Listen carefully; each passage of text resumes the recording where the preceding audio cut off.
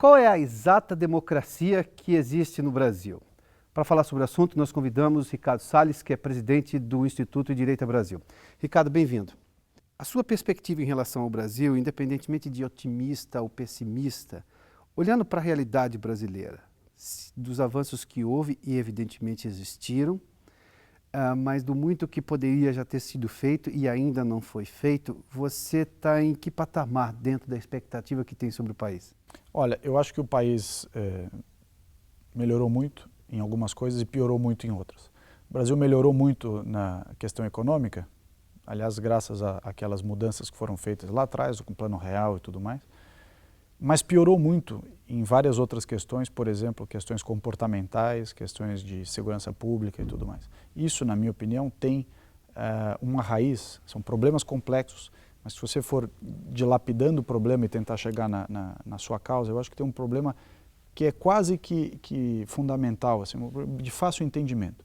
Nós, no Brasil, temos um péssimo hábito de relativizar o certo e errado. O que quer dizer isso?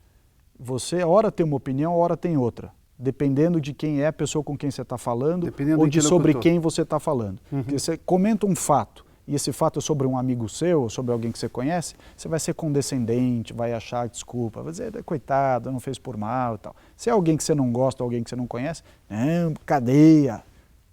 Escuta, certo e errado não tem coloração partidária, não tem visão ideológica. O certo e errado, essa é uma coisa que eu defendo muito hoje, é uma frase que eu digo muito. O grande filtro hoje na política brasileira, infelizmente, veja bem, infelizmente não é mais o filtro ideológico como foi no passado. Antigamente você dividia as pessoas entre esquerda, direita, progressistas, conservadores. Ainda há essa divisão, não estou dizendo que não há. Mas mais importante do que ela, antes de chegar nessa divisão, há uma outra diferença, um outro filtro, um divisor de águas que infelizmente é mais grave e mais premente no Brasil, que é você dividir as pessoas, os sérios dos picaretas. Nós temos hoje no Brasil uma mistura de gente séria e gente picareta em todos os lugares. Essa é a grande divisão. Bandido, corrupto, não importa a coloração partidária, não importa a visão ideológica que a pessoa tem que ir para a cadeia. Nós temos que pôr o cara na cadeia, tem que ficar 10 anos na cadeia. Acabar com esse negócio de assim, não, então o livramento condicional da pena, negativo.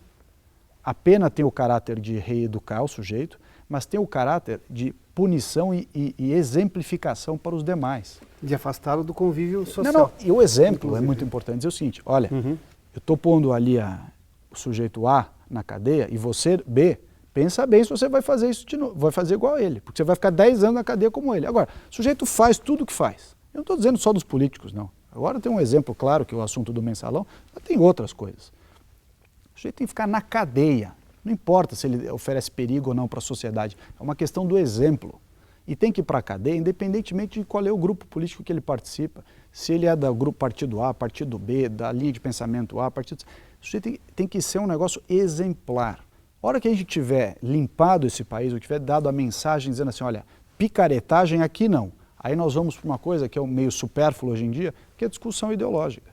Agora que só ficou gente honesta aqui, nós vamos discutir se você quer maior Estado, menor Estado, mais intervenção na economia, menos intervenção na economia. Agora, a grande aliança que hoje há na vida pública brasileira é dos picaretas contra os cidadãos de bem. Essa é a grande aliança nociva que existe na sociedade brasileira. As pessoas ruins se ajudam, independentemente da sua coloração partidária. Há uma espécie de clubinho dos picaretas na vida pública brasileira, em todas as esferas. E é contra esses que nós temos que lutar. Depois a gente faz uma divisão ideológica. O professor Roberto Romano, filósofo, tem uma frase que é muito interessante. Ele diz o seguinte, que no Brasil não se tem o automatismo da vida democrática. Por mais que seja um direito, você tem que lutar por ele. O direito a reclamar, a intervir no mandato do parlamentar, existe. Mas isso não é fácil, nem sempre é simples assim. Onde é que nós estamos? Precisamos mais de gente disposta a participar ou melhorar primeiro o lugar para ele poder participar? Nós temos as duas coisas hoje, um desafio simultâneo. Por um lado, a sociedade brasileira não está, no geral, obviamente, acostumada a exercer de maneira continuada e multifacetária esse exercício da democracia. em parte, inclusive, por razões históricas, onde você tinha um poder muito centralizado e as pessoas, os contribuintes, né? O cidadão contribuinte, aquele que não só é cidadão, mas paga para que o Estado exista, ele não se sente patrão do Estado, é o contrário, ele se sente escravo do Estado. Quando, na verdade, nas sociedades mais maduras, o cidadão contribuinte sabe que o Estado, e obviamente as pessoas que compõem o Estado, desde o vereador ao presidente da República, são os seus servidores.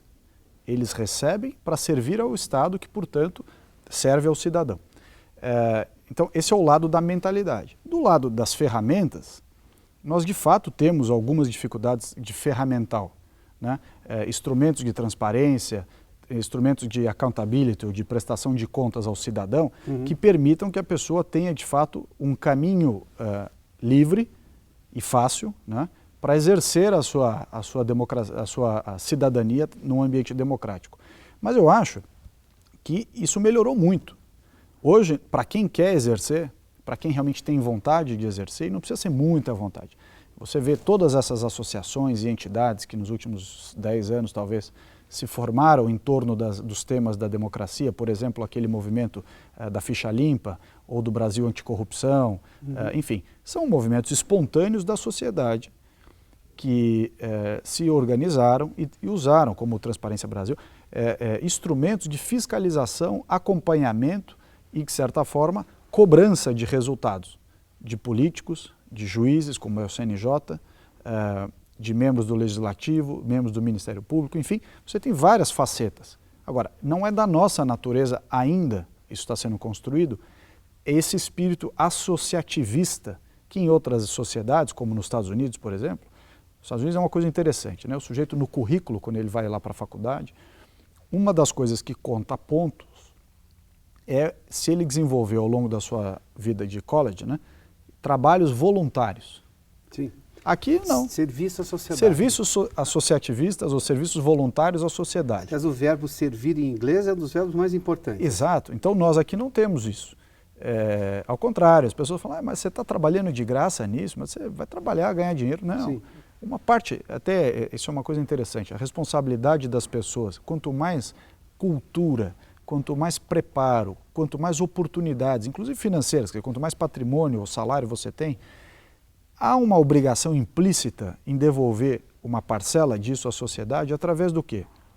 Não através de impostos, através de um trabalho voluntário, através de associações sem fins lucrativos, você doar um pouco do seu tempo, você doar um pouquinho do seu conhecimento. Isso tem que ser feito de maneira voluntária. E como é que você faz isso de maneira voluntária? A sociedade tem que ser incentivada a fazer isso. Nós não podemos fazer isso na base da força. O brasileiro tem mania de fazer isso. Não, então vamos criar uma lei obrigando a cada um doar 10% do seu tempo. Não.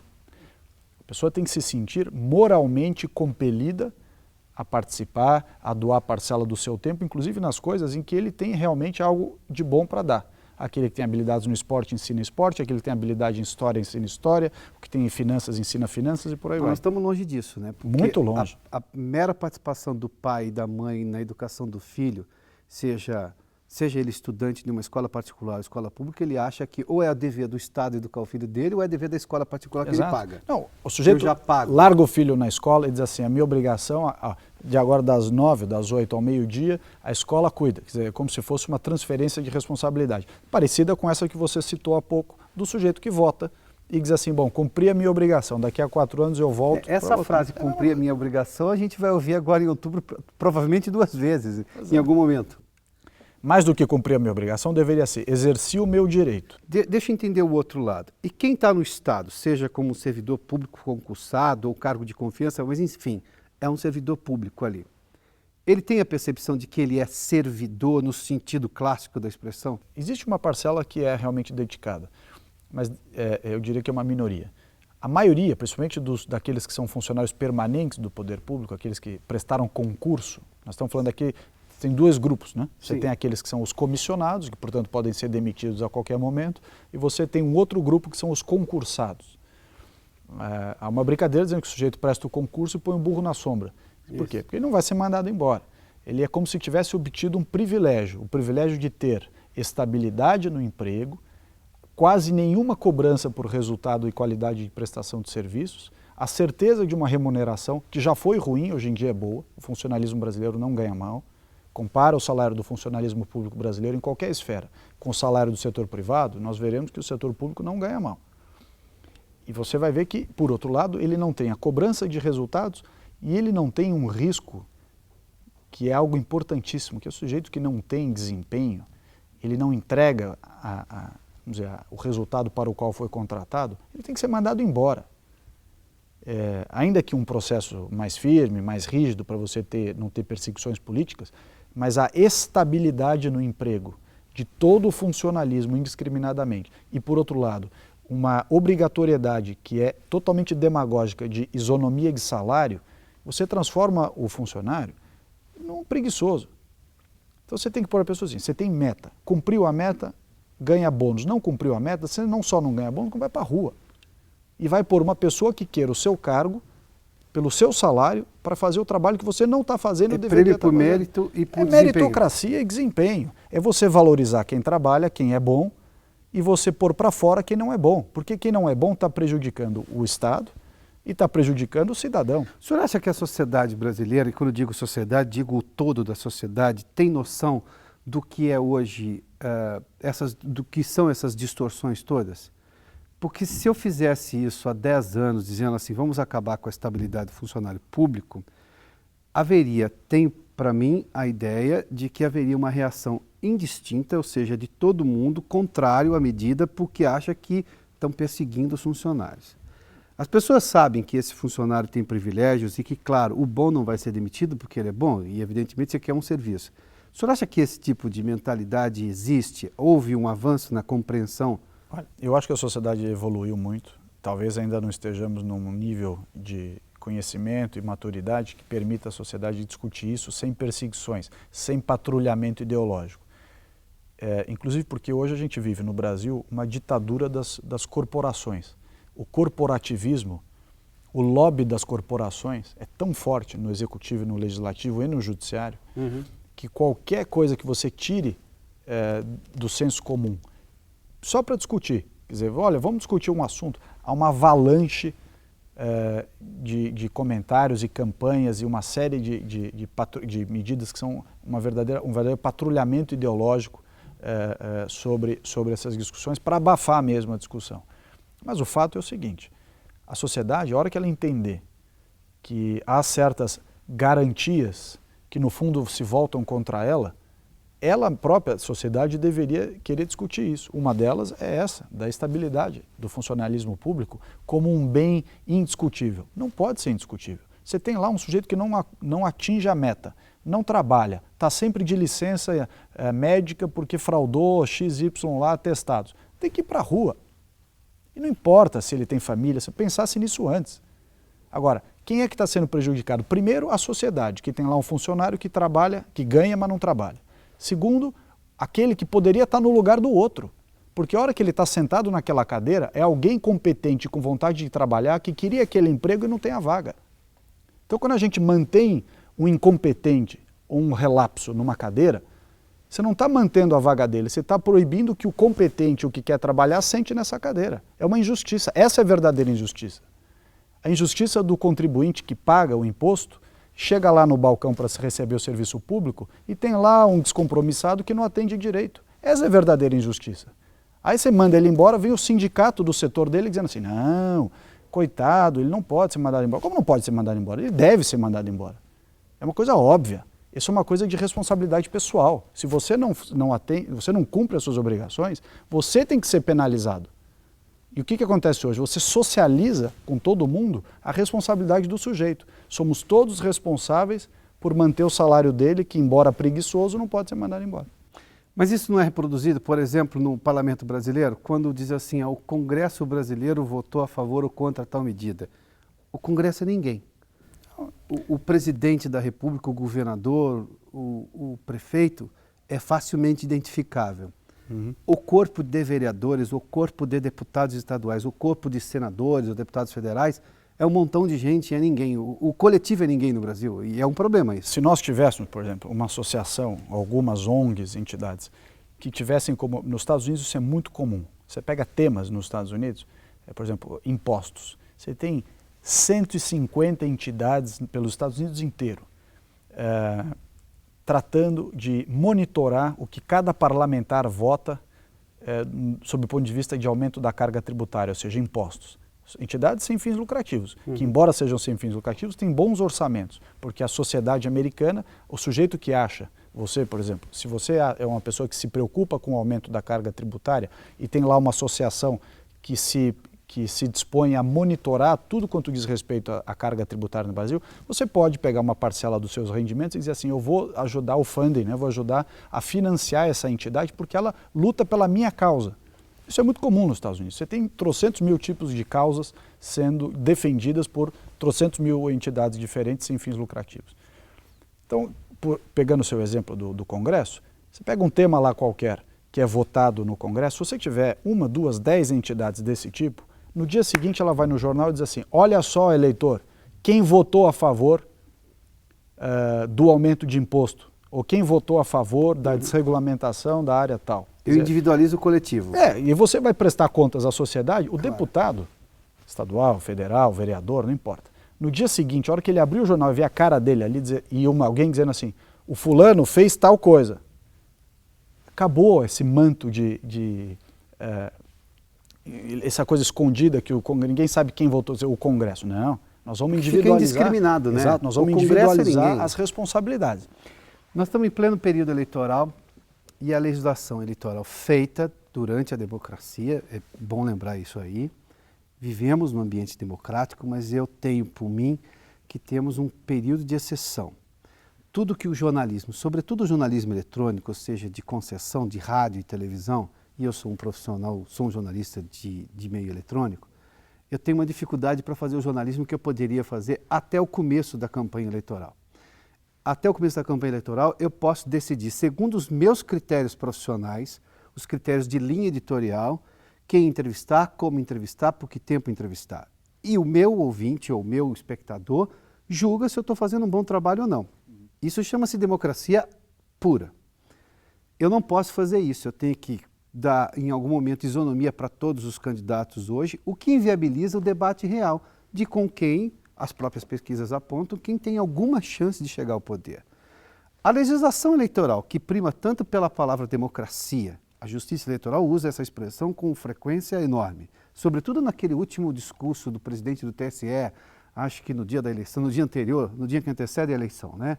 De que a festa da democracia, essas coisas todas, não estamos nos prendendo muito a rótulos e a prática não necessariamente é essa. Não é antiquada e retrógrada esse tipo de legislação que, por exemplo, impede que os jornalistas dizendo assim, o jornal pode fazer, é o que é interessante, né? Ah, mas o jornal não é concessão. O público não faz essa distinção, o que importa para ele qual é a discussão que está acontecendo. E eu não quero que tire a liberdade do jornal, muito pelo contrário, eu quero que estenda a liberdade para qualquer outro veículo. Por que a gente vive um período de exceção democrática com regras diferentes dentro da democracia? Veja, é mais uma vez aquele raciocínio de que os iluminados do Estado, que estão dentro do poder público, querem tutelar os interesses da sociedade. Se você, porque se você imagina o seguinte, por que existe a legislação? Para evitar abuso de poder econômico. Então, o sujeito lá do determinado estado, ele é dono das rádios, ele é dono das televisões e, portanto, se ele tivesse a liberdade de colocar quem ele... Estou numa situação hipotética. Colocar quem ele quer nos programas de rádio e televisão, só ia aparecer o candidato dele, no estado dele, onde ele é o dono da emissora A, da rádio B e tudo mais. O que acontece um raciocínio normal? Então, esse é o raciocínio deles. Então já que é assim, eu tenho que obrigar a ele, dono da rádio ou dono da televisão, a abrir espaço para todos. E ou ele abre para todos ou não vai abrir para ninguém. É mais ou menos esse o raciocínio. É o pior dos cenários. Esse é o pior dos cenários, porque você coloca na discussão gente que é irrelevante, gente que não tem o que quer dizer, e aquele que teria alguma coisa de relevante para ser perguntado, não é só o que ele quer dizer, é ser perguntado. Sim. Ele acaba se escondendo atrás dessa regra formal para não ter que responder aquilo que lhe é inconveniente. Agora, numa situação de liberdade, o que o cidadão bem informado, de novo eu volto para aquele aspecto do cidadão bem informado, bem preparado, essa é a verdadeira democracia, é deixar a pessoa ter elementos de decidir por si próprio. O que o sujeito faz? Começa a ver que é um programa chapa branca, que só fala do candidato A, liga a televisão na segunda, candidato A, na terça, candidato A. Quer dizer, claramente é um canal de televisão ou uma rádio a serviço de uma candidatura só. O que você faz? Você desliga a televisão, você desliga o rádio. Aí vem o sujeito e diz, não, mas ele é muito coitadinho, ele é muito ignorante, ele não vai perceber que ele está sendo massa de manobra. Ou seja, de novo, você está infantilizando a pessoa. Você está dizendo, eu, técnico do Tribunal Superior Eleitoral de Brasília, acho que o sujeito lá do confins do Brasil é tão ignorante, tão despreparado, que eu tenho que tutelá-lo. Isso é um absurdo. Ou você dá condições do sujeito ter o discernimento lá na ponta, aí está a falha. O sujeito não tem o discernimento lá na ponta. Quer dizer, aí você joga uma solução do problema que só agrava o problema. Quer dizer, não, já que ele é um ignorante lá na ponta, eu aqui que sou iluminado, aqui em Brasília, eu vou decidir por ele. É pior dos mundos. Porque não só você não resolveu o problema do ignorante lá na ponta, como você deu todo o poder na caneta do técnico que está lá em Brasília, que pode ser outro ignorante também e triplicar o problema de tamanho. Então, a melhor coisa nessas horas é deixar a ordem natural das coisas resolver. Olha, você tem um programa livre, se você tiver um bom jornalismo, não importa quem você está entrevistando. Você vai ter audiência, pessoas informadas que vão aproveitar a sua mensagem para votar melhor. Ricardo, qual é o norte, o objetivo principal você falou sobre participação social e movimentos sociais organizados e tudo mais, qual é o norte do Endireita Brasil? Olha, o Endireita Brasil foi criado em 2006 para servir como uma espécie de ponte das pessoas que têm vontade de participar da vida pública, e quando eu digo participar da vida pública é participar mesmo, ser candidato ou compor governo, quer dizer, você dá, como eu dizia lá atrás, do ponto de vista do voluntariado, você dá a sua contribuição para o país. Então tem muita gente que fala assim, putz, eu queria participar, eu queria ajudar, eu só não sei como. É uma ponte entre a sociedade civil, o setor privado e o meio político que carece de pessoas. Esse é um outro problema que a sociedade brasileira vive. Você pergunta assim, ninguém quer participar de política. Ah, você não quer ser candidato a vereador na sua cidade, ou candidato a deputado, estadual, federal, não importa? Ah, não, eu não me meto em política. Filho, se você não se meter em política, não existe vácuo em política. Ou vai sentar alguém bom nessa cadeira, ou vai sentar alguém ruim, mas alguém vai sentar. Então, à medida que você não participa, você perde a legitimidade de criticar. Isso vai, como eu disse, do síndico, quer dizer, todo mundo desce o pau no síndico, aí fala, você quer ser síndico? Não, eu não tenho tempo, eu estou ocupado. Bom, então não critica. Até outra ponta, que é a política. Então, o Movimento Endireita Brasil, por que ele foi criado? Ele foi criado para servir como uma espécie de ponte, um catalisador para identificar pessoas que querem participar da vida pública, que têm as suas qualidades da vida privada, da sua vida no setor privado, setor, vamos dizer, fora de governo, e ir para o governo, ou ir para o setor público disputando eleições. Mas que pessoas? Pessoas que, por sua vez, têm uma linha de pensamento parecida com aquela que nós temos, que é a do liberalismo, ou seja, daquela em que o Estado tem que ser menor, a carga tributária tem que ser menor, o Estado tem que interferir menos na vida das pessoas, no pressuposto de que cada um sabe cuidar melhor de si do que o Estado deles mesmos. Então, enfim, é uma dupla tarefa, né? Quer dizer, você trazer essas pessoas para a vida pública e ter um filtro para dizer assim, quais são as pessoas que nós vamos ajudar. Porque para outras linhas de raciocínio, outras linhas de pensamento, já existem outras entidades que facilitam. Né? E estar presidindo o Endireita Brasil e, ao mesmo tempo, ser um homem de confiança de um governo, como secretário do governo do Estado de São Paulo, do governador Alckmin, há conflito de interesse? Não, eu me afastei da presidência, eu fui um fundador e um dos idealizadores do grupo, justamente quando eu assumi a secretaria particular do governador, eu me afastei da presidência do movimento e quando saí do governo volto, porque de fato não há um conflito, mas na verdade eu não tenho tempo para me dedicar às duas coisas, como licenciado, é isso? O presidente licenciado ele não tem funções executivas, tem funções representativas, quando é o caso. Mas a função executiva eu não tenho, porque eu não consigo, estou a maioria do tempo envolvido nas questões do governo. E é importante as pessoas dizerem o que pensam, né? Essa é uma outra, como eu dizia lá atrás, a questão do voto de opinião. As pessoas meio que camuflam as suas ideias, dizem assim, olha, não é bem isso. Tá. Não, acho que as pessoas têm que dizer o que pensam. E o debate não avança. Senão o debate não avança e vira uma enganação permanente. Né? Ricardo, muito obrigado. Obrigado, Piotr.